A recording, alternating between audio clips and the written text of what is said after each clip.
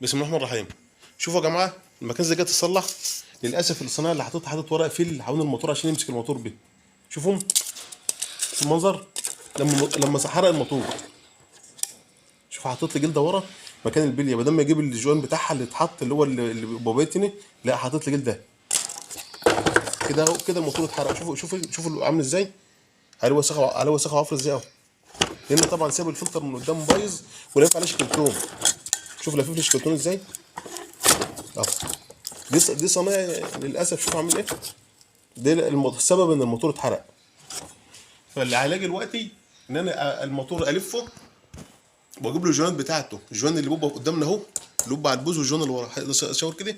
هنا جوان جلد من زي دي كده، جوانات من دي كده بتبقى بايته قدام على الموتور من هنا كده.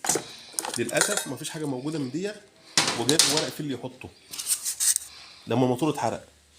فده اخطاء برضو فنيه. شكرا، السلام عليكم ورحمه الله وبركاته.